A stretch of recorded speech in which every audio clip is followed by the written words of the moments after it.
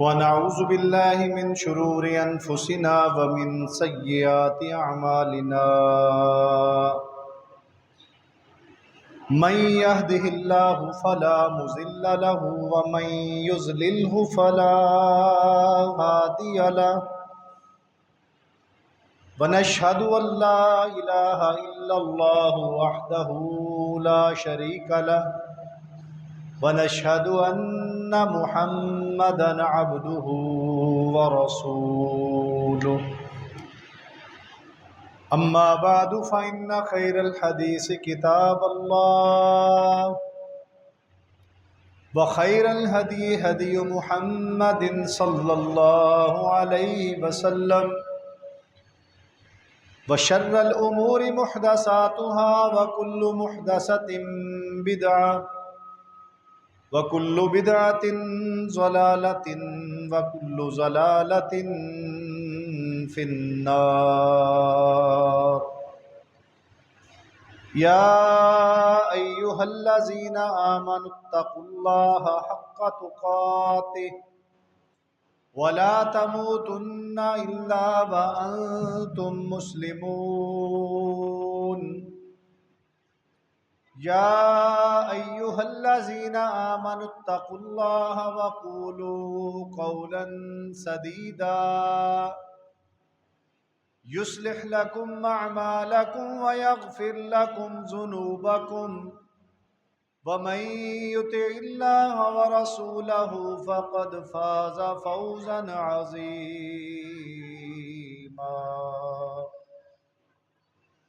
يا أيها الناس اتقوا ربكم الذي خلقكم من نفس واحدة وخلق منها زوجها وبث منهما رجالا كثيرا ونساء واتقوا الله الذي تساءلون به والأرحام إن الله كان عليكم رقيبا. اللهم صل على محمد وعلى آل محمد كما صليت على إبراهيم وعلى آل إبراهيم إنك حميد مجيد. اللهم بارك على محمد وعلى آل محمد كما باركت على إبراهيم وعلى آل إبراهيم إنك حميد مجيد. تمام قسم کی حمد و ثنا، بزرگی، بڑائی، کبریائی اللہ سبحانہ و تعالیٰ کے لیے. بے شمار انگنت درود و سلام امام الانبیاء، خاتم النبیین، سید المرسلین، امام المجاہدین جناب محمد الرسول اللہ صلی اللہ علیہ وسلم کی ذات اقدس پر. نہایت ہی قابل احترام محترم عزیز بھائیوں، دوستوں، بزرگوں، پچھلے 2 خطبہ جمعہ سے سلام لینے کے حوالے سے ہم گفتگو کر رہے ہیں کہ رسول اللہ صلی اللہ علیہ وسلم نے سلام کی کیا فضیلت بیان فرمائی ہے، اس کے کیا آداب ہیں. اسی سلسلے کو لے کر اس جمعہ میں بھی آگے چلتے ہیں انشاءاللہ. حضرت ابو یوسف عبداللہ بن سلام رضی اللہ تعالیٰ عنہ، یہ عبداللہ بن سلام پہلے یہودیوں کے عالم ہوا کرتے تھے، بعد میں اسلام قبول کر کے مسلمان ہو گئے. بہت بڑے عالم دین تھے. وہ فرماتے ہیں سمعت رسول اللہ صلی اللہ علیہ وسلم، میں نے رسول اللہ صلی اللہ علیہ وسلم کو سنا. یقول، آپ فرما رہے تھے، یا ایھا الناس، اے لوگو، افشوا السلام، سلام کو پھیلاؤ، پھیلاؤ سلام کو. اب کسی چیز کو پھیلایا کیسے جاتا ہے؟ بار بار اس کا تذکرہ کرنا، لوگوں کو زیادہ سے زیادہ ایک ہی بات کا تذکرہ کرنا، اپنے حلقہ احباب سے نکل کر دیگر لوگوں کو ایک ہی جملہ کہنا، کوئی بات کرنا، یہ پھیلانا ہوتا ہے۔ تو پچھلی احادیث میں بھی افشوا السلام کا ذکر آیا کہ سلام کو پھیلائیں۔ اس سے پتہ یہ چلتا ہے کہ شریعت کا بڑا خاص پہلو ہے، یہ عام سی بات نہیں ہے سلام لینا۔ امید ہے عمل کے لیے تو ایک حدیث مبارکہ بھی کافی ہے، لیکن ہم پچھلے 2 جمعہ سے اور آج تیسرا جمعہ سلام پر بات کر رہے ہیں، تو یہ ہماری زندگی کا معمول بننا چاہیے۔ بازار میں بے شمار لوگ ملتے ہیں اور ان میں اکثریت نہ جاننے والوں کی ہوتی ہے، کیونکہ دیہاتوں سے باہر سے لوگ آئے ہوتے ہیں۔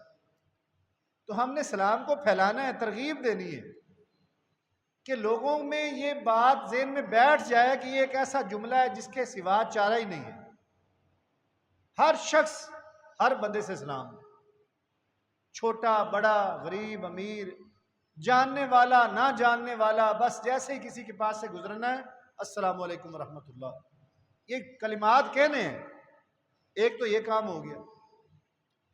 وَأَطِعِمُوا الطَّعَامَ، کھانا کھلاؤ۔ اب اس میں کہہ سکتے ہیں یہ قیمتاً چیز ہے، یہ مفت نہیں ہے۔ سلام کا تو جملہ منہ سے بولنا ہوتا ہے نا، کھانا کھلانے میں تو خرچ ہوتا ہے۔ وَأَطِعِمُوا الطَّعَامَ، کھانا کھلاؤ۔ اب جو جس چیز کے کھلانے کی جتنی حیثیت ہے نا، وہ اتنا کھلا دیا کرے۔ کوئی کسی کو کھجور کھلا سکتا ہے، کوئی بازاری چیز جتنی کو کسی کو کھلا سکتا ہے، محبت اور مودت پیدا کرنے کے لیے، اپنے مسلمان بھائی کا اکرام، عزت اور احترام کرنے کے لیے وہ کھلانے والوں میں سے بنے۔ ہر وقت یہ نیت نہ ہو ہماری کہ مجھے کوئی بندہ کھلائے۔ اکثر لوگوں کا یہ ہوتا ہے کہ کہہ رہے ہوتے ہیں دوسروں کو کہ بھئی میرا کھانا تمہاری طرف ہے، کوئی دعوت ہی کھلا دو۔ تو اگر تو آپس میں تکلفات اتنے ہیں کہ انسان دوستانہ ماحول میں، برادری میں، رشتہ داروں کے ساتھ اتنا پرتکلف ہے کہ وہ کھلاتا بھی رہتا ہے لوگوں کو اور کہہ دیتا ہے کہ بھئی کل کا کھانا تمہاری طرف ہے، تو کوئی حرج نہیں۔ لیکن کسی سفید پوش آدمی کو مجبور کرنا، وہ اس شرمندگی کے ڈر سے کہ کوئی اس کو کہہ دے تو وہ شرمندہ ہو کہ اگر میں کہوں گا نہیں کھلا سکتا تو میری مالی حیثیت اس کے سامنے عیاں ہو جائے گی، ایسے شخص کو نہیں کہنا چاہیے۔ وہ خود کہے جس کی جتنی طاقت ہے۔ پچھلے جمعہ میں بھی یہ بات ہوئی تھی، پچھلی حدیث مبارکہ میں، کہ ایک بندہ آپ کو کہتا ہے کہ بھئی آج کھانا میرے ساتھ کھاؤ۔ بعض اوقات ایسے بھی ہوتا ہے کہ اچانک مہمان آ جاتے ہیں، گھر میں کچھ پکا ہوا ہوتا ہے، اب وہ بندہ کہتا ہے کہ میں آپ کے لیے کھانا لے کر آتا ہوں۔ اب مہمان کے دل میں یہ خیالات نہیں آنے چاہیے کہ میرے لیے کیا لے کر آئے گا، کھانا ہے نا جو وہ کھا رہے ہیں وہی آپ کے لیے لائے گا۔ ہمارے معاشرے کے اندر جو کم ترین سطح ہے نا، وہ عام طور پر اچار سے کھانا کھا لینا، صرف اچار ہے جی، کوئی چٹنی رگڑ لی ہے، کوئی عام سی چیزیں جو بازار میں ملتی ہیں وہ موجود ہیں، وہ گھر میں اسی چیز سے کھا رہے تھے۔ اس بندے کو اتنا اعتماد ہونا چاہیے کہ میں نے اگر یہ کھانا اس کے سامنے رکھ دیا ہے تو اس کے دل میں کوئی میل نہیں آئے گی، وہ یہ کھانا تناول کرے گا اور مجھے دعا دے کر جائے گا۔ پھر مہمان نوازی مشکل نہیں ہے۔ جس کے گھر میں جو کوئی اچھی چیز بنی ہوئی ہے، کوئی مہنگی چیز بنی ہوئی ہے، کوئی 2 ڈشز بنی ہوئی ہیں، وہ ویسے مہمان نوازی کر لیں۔ اس کا کوئی باقاعدہ اصول اور معیار مقرر نہیں ہے کہ کتنے کھانوں پر مہمان نوازی ہوگی اور کون سے کھانے پر مہمان نوازی نہیں ہوگی۔ صحابہ کرام رضوان اللہ تعالیٰ علیہ مجمعین کے گھروں میں جو کچھ بنا ہوا ہوتا تھا نا، وہی مہمان کے آگے رکھ دیتے تھے۔ تیسری چیز واصل الارحام، کہ اپنے جو برادری ہے نا، اپنی امی کی طرف سے برادری اور اپنے ابو کی طرف سے برادری۔ ماں کی طرف سے برادری کون سی ہوتی؟ ماموں اور خالہ۔ اور والد صاحب کی طرف سے برادری ہوتی چچا اور پھپھو۔ ان رشتوں کا تقدس ذہن میں رکھنا ہے۔ ہم بعض اوقات افراط و تفریط میں چلے جاتے ہیں۔ کئی دفعہ ایسے ہوتا ہے کہ ماں باپ کی آپس میں چپکلش یا کوئی رنجش چل رہی ہوتی ہے، وہ دونوں یہ کوشش کر رہے ہوتے ہیں کہ یہ اپنے ننیال نہ جائیں یا یہ اپنے ددیال نہ جائیں. یہ بہت غلط سوچ ہے. بچوں پر اس چیز کی پابندیاں نہیں ہونی چاہیے. اگر دو سگے بھائی آپس میں کسی بات پر ناراض ہیں، باپ اپنے بیٹے کو قطعاً نہ روکے کہ اپنے چچا یا تایا سے سلام نہ لینا، بلکہ اس کے تو یہ ذہن میں بھی نہیں جانی چاہیے بچے کے کہ میرے والد صاحب بھی میرے چچا یا تایا سے ناراض ہیں. چل رہی ہیں ناراضگیاں گھروں کے اندر، کوئی لین دین کی، کوئی جائیداد کے تنازعوں کی، کوئی گھر میں آپس میں رہتے ہوئے جوائنٹ فیملی سسٹم ہو، گھر میں اکٹھے افراد رہتے ہوں تو بول بلیا ہو جاتا ہے، آپس میں اختلافات ہو جاتے ہیں. یہ چیز بچوں میں نہیں جانی چاہیے. بچے بڑوں کا احترام لازم کریں. آج مسئلہ یہ ہو چکا ہے، معاشرے میں یہ خرابی پیدا ہو چکی ہے کہ بڑے ناراض ضرور ہوتے ہیں لیکن اتنی بدتمیزی نہیں کرتے جتنی بچے بدتمیزی کر جاتے ہیں. بیٹی ماں کو کہہ رہی ہوتی ہے کہ امی آپ سائڈ پہ ہو جائیں، خالہ کو میں روک لوں گی. بیٹا باپ کو کہہ رہا ہوتا ہے کہ ابا جی آپ چپ کر جائیں، آپ پڑھے لکھے نہیں ہیں، آپ بزرگ ہیں، میں اپنے چچا سے نمٹ لیتا ہوں. نہیں بھائی، واصل الارحام، جوڑنا ہے رشتوں کو، توڑنا نہیں ہے. ادب کرنا ہے بڑوں کا. گھر میں آئیں، آپ کے چچا، آپ کے ماموں، خالہ، پھپھو گھر میں آ کر آپ کے والدین سے لڑ رہے ہیں کسی بات پر، چھوٹوں کو اس میں پڑھنا نہیں ہے. وہ بڑوں کا مسئلہ ہے، حل ہو جائے گا. لیکن چھوٹے کی بدتمیزی بڑے کبھی بھولتے نہیں، یاد رکھیں. کئی دفعہ ایسے ہو چکا ہے کہ چھوٹوں نے بڑوں سے اگر بدتمیزی کی ہے نا تو بڑوں کے ذہن سے اس کی وہ بدتمیزی والا رویہ نکلتا ہی نہیں ہے. یہ صرف ایسا نہیں ہے کہ ہم رشتے جوڑیں گے تو معاشرہ اچھا ہوگا، دنیا میں تو فائدہ ہوگا ہی ہوگا. ایک اور حدیث مبارکہ میں آتا ہے، من سرہ ان یبسط اللہ رزقہ، کہ جس بندے کو یہ بات خوش کرتی ہے، جس کو یہ بات اچھی لگتی ہے کہ اللہ تعالیٰ اس کے رزق میں وسعت کر دے. اب ہم میں سے کون سا ایسا شخص ہے جو یہ نہیں چاہتا کہ میرا رزق بڑھے؟ ہم سب چاہتے ہیں، محنت کر رہے ہیں، دکانداریاں، نوکریاں، مزدوریاں ہر بندہ کر رہا ہے، رزق کی خاطر کر رہے ہیں نا. ہم چاہتے ہیں کہ میرے رزق میں اتنی وسعت ہو جائے کہ میں کسی کا محتاج نہ رہوں، مجھے دوستوں کے سامنے، رشتہ داروں کے سامنے ہاتھ نہ پھیلانا پڑے.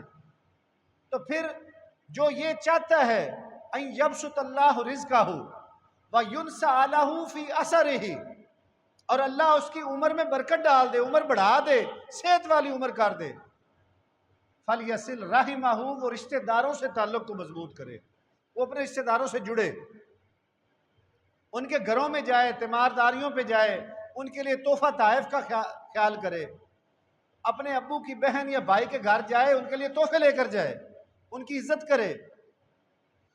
ماں کے بھائی یا بہن کے گھر میں جائے، ان کی عزت کرے، ان کے لیے تحائف لے کر جائے، جتنی حیثیت ہو.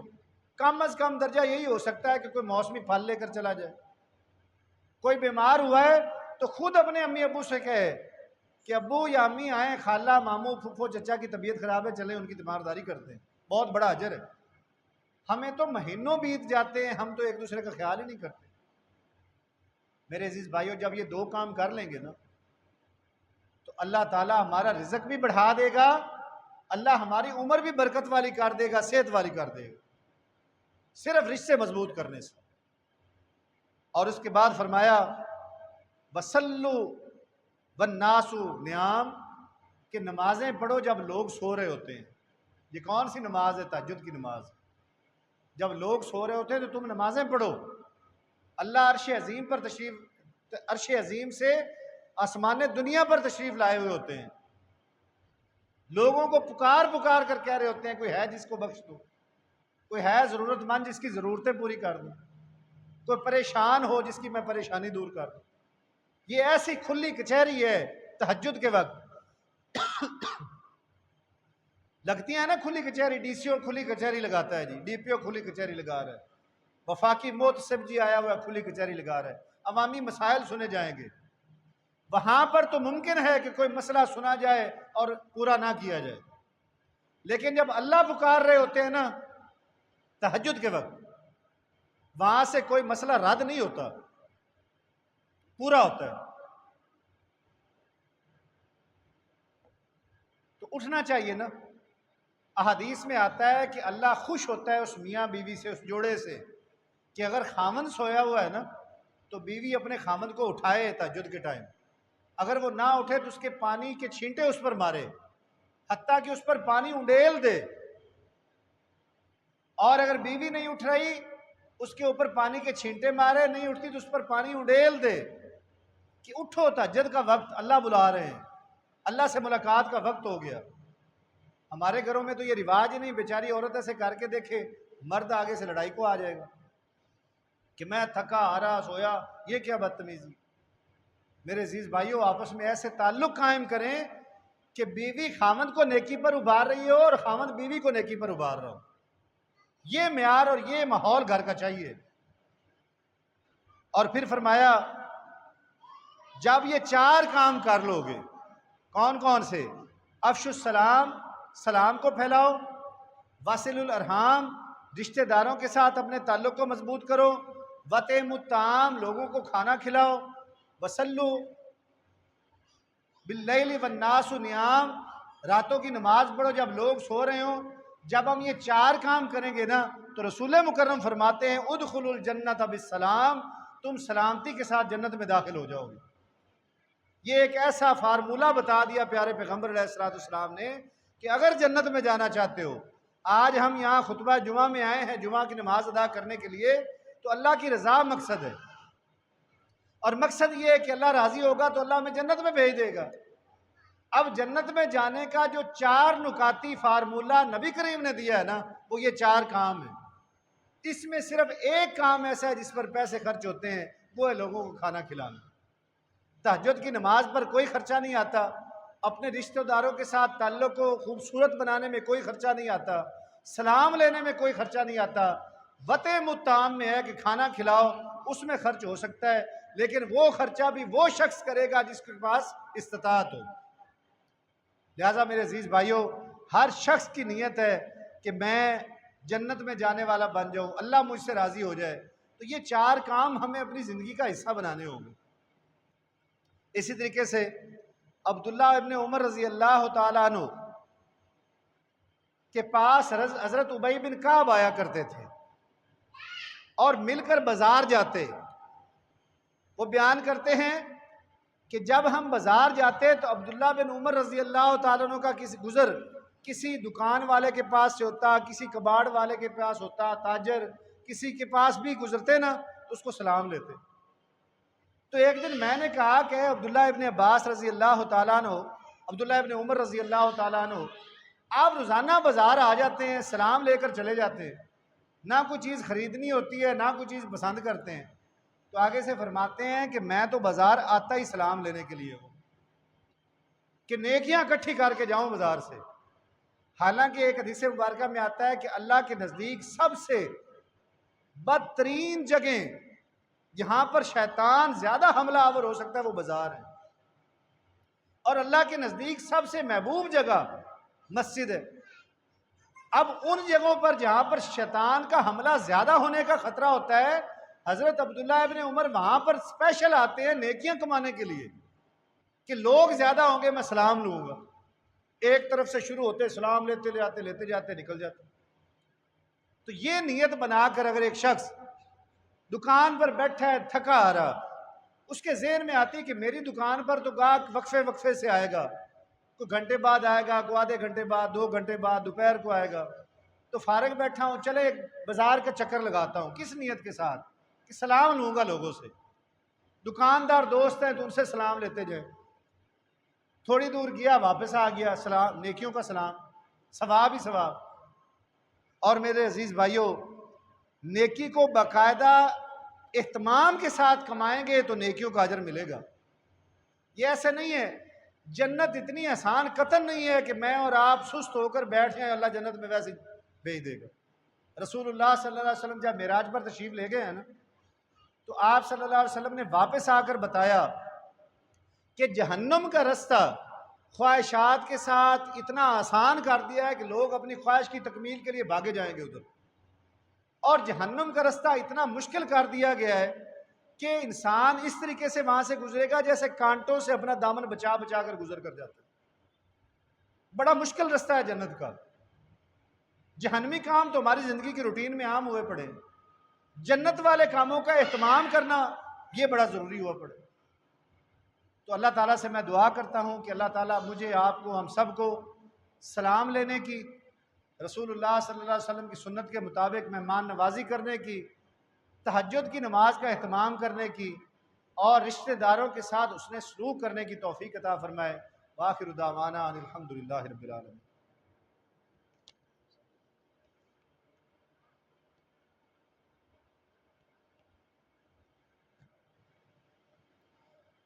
ان الحمد للہ نحمده ونستعینه ونستغفره ونعوذ باللہ من شرور انفسنا ومن سیئات اعمالنا من يهده الله فلا مضل له ومن يضلل فلا هادي له ونشهد ان لا اله الا الله وحده لا شريك له ونشهد ان محمدا عبده ورسوله۔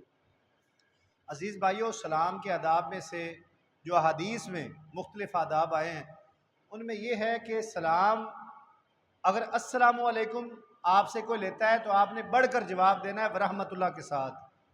اگر کوئی شخص السلام علیکم ورحمۃ اللہ کہتا ہے تو جواب میں وبرکاتہ کے الفاظ ہم نے بڑھا کر دینے۔ یہ آخر ہے، یعنی 30 نیکیوں تک سلام ہے۔ السلام علیکم پر 10، ورحمۃ اللہ ملا لے 20 اور وبرکاتہ ملا لے 30 نیکیوں۔ اس سے اضافی کلمات حدیث مبارکہ میں نہیں۔ لوگوں کو میں نے سنا وہ مغفراتہ بھی بعض کہتے ہیں، السلام علیکم ورحمۃ اللہ وبرکاتہ و مغفراتہ، یہ حدیث مبارکہ میں نہیں ہے۔ اضافہ نہیں کرنا دین میں۔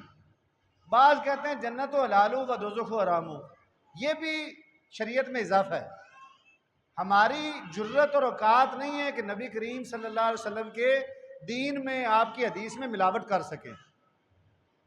رسول اللہ صلی اللہ علیہ وسلم نے فرمایا کہ جس بندے کو یہ بات پسند ہے کہ وہ اپنا ٹھکانہ جہنم میں بنائے، وہ میری بات میں پھر ملاوٹ کرے۔ جو بھی بندہ میری طرف اپنی بات کو منسوب کرتا ہے کہ نبی کریم نے یہ فرمایا لیکن میں نے نہیں کہا، یہ آج کل بڑا سلسلہ چلا ہوا ہے۔ بعض کا حدیث نہیں ہوتی، میسج آ جاتا ہے کہ نبی کریم نے فرمایا، آگے بات کوئی اچھی لکھی ہوتی، ہم بغیر تحقیق کے اس کو فارورڈ کر دیتے ہیں۔ جب تک تسلی نہ آنا ہو، کوئی ریفرنس حوالہ نہ دیا ہو کہ یہ حدیث ہے، اس وقت تک اس کو آگے بھی نہیں پھیلانا چاہیے۔ ایسے ہی کوشش کریں کہ آپ بڑے ہیں نا تو چھوٹے بچوں سے سلام میں پہل کریں، کم لوگ زیادہ لوگوں سے سلام لیں۔ 2 لوگ جا رہے ہیں، سامنے سے 4 آ رہے ہیں تو 2 لوگوں کو سلام لینا چاہیے زیادہ لوگوں سے۔ سوار پیدل سے سلام لے تاکہ اس کا تکبر ختم ہو۔ آپ دیکھ لیں یہ بڑا متکبرانہ فعل ہوتا ہے، کوئی بڑی گاڑی پر بیٹھا ہو نا، اللہ ماشاء اللہ، بڑا کوئی نادر نایاب ہی موقع ایسا ہوگا کہ بہت بڑی کوئی گاڑی پر بیٹھا ہوا شخص شیشہ اتار کر روڈ پر لوگوں سے سلام لے رہا ہو۔ بہت مشکل کام، بہت مشکل ہے۔ اس گاڑی کا جو ڈیکرم وہ سمجھتا ہے نا، وہ اپنے آپ کو اس وقت بڑی بلندیوں پر سمجھ رہا ہوتا ہے، بلکہ بعض اوقات یہاں تک حد تک امیز نظروں سے ریڈی والے کو، رکشے والے کو، موٹر سائیکل والے کو دیکھ رہا ہوتا ہے کہ یہ رستہ مجھے کیوں نہیں دے رہے۔ کئی دفعہ اب دیکھیں نا، ریڈی جانور ہے، اس کے اگر کوئی گدھا وغیرہ لگا ہوا ہے، اب اس کی پوری کوشش ہوتی ہے کہ یہ اس اپنی ریڈی کو سڑک سے نیچے اتار لے، میرے لیے رستہ چھوڑ دے۔ وہ زور تو جانور کا لگنا ہے نا، گاڑی کا انجن ہے، بھائی تم اتار لو نیچے، تمہاری گاڑی تو پھر بھی چڑھ جائے گی، جانور کو تکلیف نہیں ہوگی۔ لیکن یہ تکبر پیدا ہو جاتا ہے، کاٹن لٹھا کپڑا پہن لیا، کوئی بوسی کا سوٹ پہن لیا، چال میں فرق آنا شروع ہو گیا، نمازوں میں تبدیلی آ جاتی ہے، بل نہیں پڑھنے دیتے۔ تو میرے عزیز بھائیوں، اسلام تکبر کی نفی کرتا ہے۔ حدیث مبارکہ میں آتا ہے الکبر ردائی، اللہ فرماتے ہیں کہ تکبر میری چادر ہے، یہ اللہ کی چادر ہے، تکبر ہم نہیں کر سکتے۔ ہمیں عاجزی والا انسان رہنا چاہیے۔ سبحان ربک رب العزت عما یصفون وسلام علی المرسلین والحمد للہ رب العالمین۔ صفحہ درست کر لیں۔